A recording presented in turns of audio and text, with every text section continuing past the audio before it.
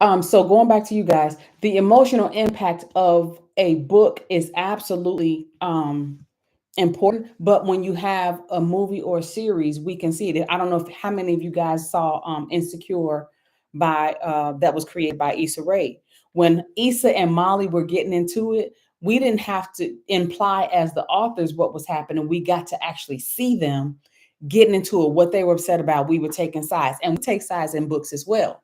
But the other thing about the difference between books and visual or movies or series is that books, we, if you like me, I don't really share my books with people, like not doing that. But when we are talking about a series or we're talking about a movie, we typically will watch that with family. We will typically share that experience with friends. We want to make sure that we have as many eyes as possible sharing that experience with us, right? So a lot of times your story, if it's visual, will reach an entire household as opposed to just the one person who bought that one book, and maybe somebody else in the house might pick it up, or maybe a roommate might pick it up, or whatever the case is, right?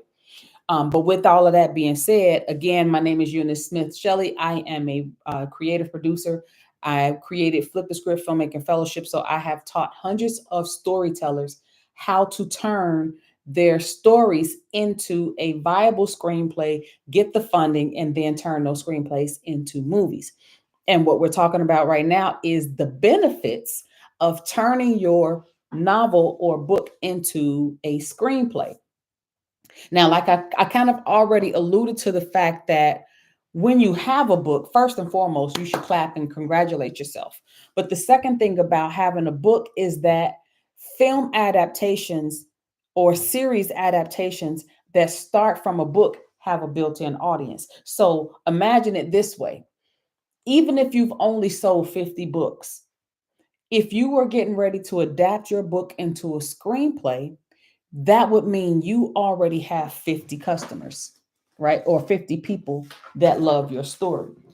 And with those 50 people, that means those 50 people are most likely going to tell 50 other people. And then the news begins to spread like wildfire, which is really important for what you're doing in terms of building a brand, right? I'm just moving my camera so that I can like have a better angle of you guys because I feel like I'm looking at a weird spot.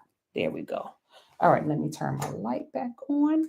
All right, there we go. Hopefully it's not there. That's a little too bright. Let's go for the cool light. There we go. Bring that down, because I'm already bright enough. There we go. All right, so you see what I'm saying with that?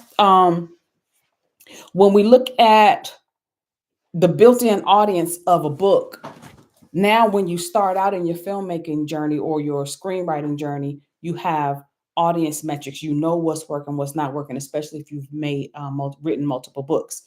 But the other beautiful thing is that you create a new revenue stream for yourself as a, not only now as a book author, but also as a potential screenwriter or filmmaker, right? But you have things like licensing deals. You can do streaming royalties, or like for example, even if you don't have an agent or a big name in front of your project or behind your project, you can put your movie up on Tubi. You can do private screening events that help you market your book. You can do theater talk back. You can, like, the possibilities are endless because you own all that intellectual property. So imagine you are an indie book writer, right? You're an indie author. You own the rights to your book. So that means outside of your publishing cost, everything that you pay in order to make that book happen, once you've paid those fees, all the money that you get from every sale is all yours. That means you pocket all of that, right? So, pardon me one second. When you start looking at all the things that you can do, you can take your screenplay, flip that into a series, and then use your series to market your book and use your book to market your series, and you make money off of both of those. And you don't even have to have it on Tubi or Amazon, or Netflix doesn't have to buy it. You can monetize through YouTube. A lot of filmmakers monetize their series through YouTube. Um, And I'm going to give you some examples of popular books that have been adapted into movies or screenplays so that you can understand that I'm not just pulling this out my tutor. I'm not pulling this out of the thin air. What I'm trying to do in sharing this with you guys is explain that there is an untapped opportunity for you to expand your book into a new part of the world, new audiences, get more money, control your IP, all that good stuff. And that's important, right? So here's some examples. I'm going to read off the list because there was so many I couldn't remember it all. The Hate You Give, which was written by Angie Thomas. Waiting to Excel. Now, some of y'all might not be old enough to remember Waiting to Excel, but hey, XGP, Sunshell, Waiting to Excel was written by Terry McMillan. Let me see. Lovecraft Country was written by a guy named Matt Ruff. Beast of No Nation. Then we had Think Like a Man. These all started with books. There were a couple series. One was called The Other Black Girl that also started out as a book. The point that I'm making is that um, an adaptation doesn't just elevate your story. It also turns you into a household name. It turns you into a conversation that people have, but it also helps you kind of profit from your own creativity, right? Because often, too many times, other people who should not have agency for our stories are the ones that are profiting from our creativity. And while we are the beginning of the process, and no story happens without a writer, even reality stories unscripted have writing and scripts a part of it. I ain't gonna go into that. I don't want to ruin the fun for y'all. But the point that I'm making is that this is a viable pathway for you to create prosperity for yourself, for your family, to change your life, to make a living from your creativity. But I want to point out that there are a few common things that authors get wrong when they attempt to adapt their books, especially if they are brand new to screenwriting and they're trying to do it on their own. Um, the number one thing that they tend to struggle with is the balance between action and dialogue. So in screenplays, something that we call script mechanics, which is really the formatting and how you use every element inside a screenplay, is a lot different than the way that it's handled inside a novel. In novels dialogue, we have like the quotes around when people are speaking, or there we might indent or things like that. Inside a screenplay, every single element has a specific way that you format it from the very beginning all the way through the end. For example, the first time you introduce a character in your screenplay, you put their name in all caps and you put a description of that character right next to their name. That description typically, well, I recommend to my clients that your description include their age, generally like 20s. You might not say 23, but you might say mid 20s, African American, Latina, Afro Latina, whatever, however specific your story needs to be. And then sometimes authors will think that or writers, I should say, will think that they should give us a description of what they're wearing. And that's a mistake. What you do want to give us is a description of their personality, meaning a quirky artist, a quirky urban artist, or a quirky barista, right? The barista type. That because in that way, when we say the quirky barista type, we probably think Starbucks, right? And we know barista talk. They talk kind of fast. They're very detail oriented, all those kinds of things. But when I say feisty or savvy or laid back or chill, now you have a sense of what that character should feel like inside this story. And that's really important. But when you are working on every time that character presents when they're speaking, they show up different than they do when they're inside the action. And like I said, when you first introduce that character, their name is in all caps. Every subsequent time, though, you just write it out the way that you would normally write it. And that's one of the huge differences between a screenplay and a novel. The other thing that is really important to note is, and I kind of alluded to this already, is that when you have a novel, most novels are 290, 324, 350 pages, right? Your maximum screenplay, if you're doing a feature film, is going to be 90 pages, maximum, not minimum. And if you're doing a series, especially a web series, first and foremost, I would highly recommend you don't go above 20 minutes per episode, especially when you're starting out. In fact, I would highly recommend you look at making 6 to 10 minute episodes for your first season when you're first starting out making your make excuse me, making your web series. That being said, if you took your 300 something odd page novel, how many episodes or seasons could you pull out of that one book? Now, the reason that I bring this up to you is because I want you to think about Issa Rae. Issa Rae, now she didn't adapt Insecure from a novel, so I don't want you to get that impression. But what she did do is she started her career with a web series called Awkward Black Girl. Now, why is that important to you? You not Issa Rae. The reason that that's important to you is because Awkward Black Girl episodes were not long. She used very minimal equipment, very few locations, very few characters, but she had a very effective storytelling method. And Awkward Black Girl is the project that she credits for HBO wanting to sit down and talk to her to create what eventually became Insecure, which we know catapulted her career to the into the stratosphere. And the reason that I bring this up is because you have the same skills as Issa Rae, and I want you to get the know-how so that you can match your creativity to your business acumen, and you can be the next Issa Rae, the next Shondaland, right? You can be the first you of your community, and that's important. But bringing it back, another mistake that I see is when writers try to start paring down their story to fit into screenplay structure. They either strip all the guts out or they try to leave all the detail in.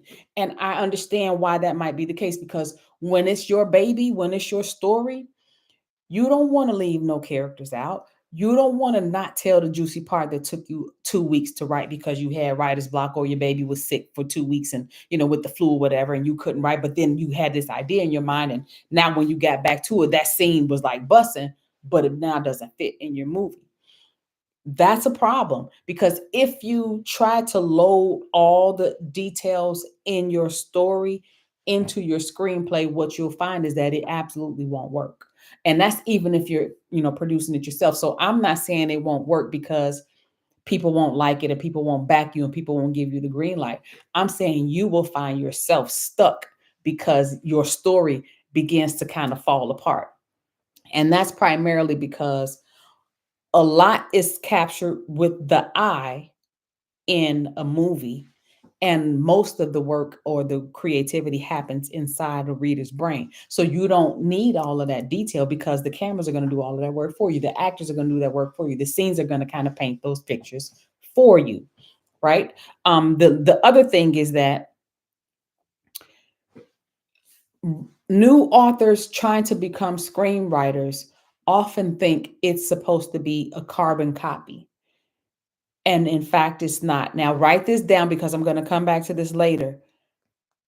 If you want to effectively adapt your book into a screenplay, you must be willing to treat your story as if you are just starting to write it from scratch. Okay? If you are not willing to treat your story like you're starting from scratch, then you're going to be kind of attached to it, looking and sounding exactly like the book. And what you'll find is that it's not possible. Um, but I say all that to say you have to be open to shifting some of the things in your story into a different place or having them happen slightly a different way. But the idea in adaptation is not that you rewrite the story, It's that you look at it through a different lens, right? So, for example, if I were to put a filter on this live, I'm going to look a different way than if I didn't put the filter on, right? And it might actually be a filter on. I'm not sure. It doesn't matter. In any case, those are some of the key mistakes that I see. Now, the other thing I wanted to talk about is who you you don't have to do anything. Let me pause and correct myself. Some of the things that allow you to become successful as a screenwriter or a filmmaker based on your book is it's kind of like what I was talking about before.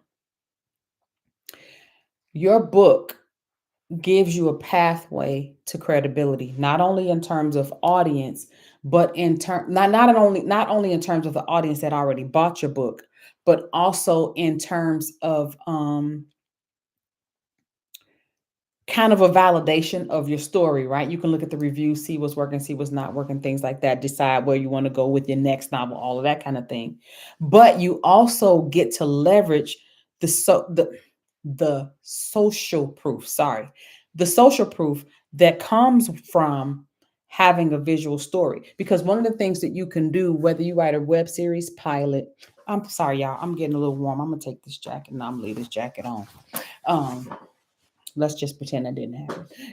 But one of the things that you can do when you have a series or a short film or no cancel series. One of the things that you can do with a web series is you can take it to festivals. Like I said, you can have showcases, you can do private screenings, you can partner with community organizations, affinity groups. For example, if you have a novel and a short film about Black women overcoming adversity, guess what? It's Women's History Month. You can partner with organizations that are celebrating Women's History Month and take your book and your screenplay or your pilot or your short film or whatever it is that you've created. And now you can take it and package that and pitch that you do a screening of that project at their event. And then you can offer to do it for free with a talkback. Why? Because then you use your short film or your trailer, your proof of concept trailer that you may be using to get funding to make your full feature film, right? And you get to use that to get back of the room sales, which basically means you don't charge any money up front. You don't charge an honorarium to that organization, but they allow you to set up a table to sell your books. And then when you sell your books, you send the link to the donations page so that you can raise money for your production. So the screenplay helps the book helps the screenplay. You create the movie, it helps you build the brand. You build the brand, you start to kind of create an ecosystem, and you become the household name after a few years and a few successful attempts at doing this thing, right? So now we already talked about platform expansion. Now you can attract attention to your book and your movie on YouTube, on Instagram, on TikTok, on Threads, Vimeo even. You can also do pay to view inside Vimeo. So you don't even necessarily need to be on Tubi or Amazon or Netflix in order to start monetizing your creativity with your screenplay turned into a movie. And that's important. So if you're not necessarily one to go into starting your screenplay off into making it a movie, then there are a couple other things that you can do. If you don't want to do that, you can start what's called a narrative podcast, which basically means you take your book and you adapt it into an audio series. So then you hire actors and a narrator to play it out. Now, this looks a lot like old school radio TV. So before there were visual TVs, we would hear stories on the radio, and they would have all the sound effects and all the different character voices, and we would know where the scene was. One of the most famous one is World of War of the Worlds, I think it is, by Orson Welles. That has some catastrophic consequences because that audio story was so powerful. So, like I said, if you're not ready to take that screenplay and turn it into a movie yet, you can start by creating an audio narrative podcast. And you can do that up on YouTube. You can put it on Spotify. You can put it on a lot of different streamers. And again, begin expanding your brand and monetizing your content. Because inside of a narrative podcast, you can put commercials and ads in so that companies will pay you in order to be a part of your podcast stream and reach your audience. So you can absolutely monetize a narrative podcast, and you can structure it in such a way that you have 3 ad breaks, just like you see on a TV show, where you can put those ads in from different companies, and those might be community organizations, they might be entrepreneurs, they might be anybody that's willing to A, reach the audience that you're already reaching, and B, be a part of your journey and your story. The other thing you can do is adapt it into the stage play. Now, we know Uncle Tyler did a great job of leveraging stage plays to create his $1 billion empire. And while I'm not guaranteeing that you'll make $1 billion or you'll become a billionaire, what I am saying is that if you write a dope screenplay based on your book, that one screenplay can become a stage play. You find a theater group. It can even be high school students or college students, but you find a theater group and you bring that to the screen. I'm sorry, not the screen. You bring that to the stage, and you can do a stage play tour, right? And we used to call it the Chitlin Circuit, and kind of look down on stage plays. But baby, Tyler Perry showed us that a stage play might be a humble beginning for some, but it could be the beginning to billions for you. So don't despise small beginnings, right? Now, the one option that I am most biased towards, probably over the audio podcast and the stage play, is the web series. Now, I love audio podcasts, narrative podcasts, and I have helped a few screenwriters adapt their screenplay from visual to audible, so that we had, instead of a lot of visual effects, we had sound effects, so that we could ground the audience in where the characters were, what sounds they needed to hear. For example, a door slamming, does it slam or does it close softly? Is somebody walking in heels? Are they running? All of these things have to be thought through from the perspective of what we would be able to really hear, given that we can't see them. But like I said, my favorite of those 3 options, as you would guess, as me being a movie producer, is the web series. And so with a web series, what I would highly recommend you do is think about how you can break your story into what we call episodics, or an episode based series, meaning every episode is going to lead us into the next episode, just like your typical series, just like we saw Paradise on Hulu. So you map it all out, and then you kind of start working on your production process. Now, if you are really interested in adapting your novel or your story into a screenplay, here are the first 3 steps that I want you to take. So if you are still with me, write these down. The number one thing you have to do is define your core story. And what I mean by that is, you already wrote the novel, right? But there are probably multiple storylines, a lot of characters that you may or may not need, a lot of detail that you will not be able to fit in. But if you wanted to keep these 2 stories as aligned as possible, what is that through line? What is that central story that you're ultimately trying to tell? I'll use Waiting to Excel as an example. The book was about a lady who had found herself in a career slump. She went on a vacation because life was just kind of getting all out of sorts.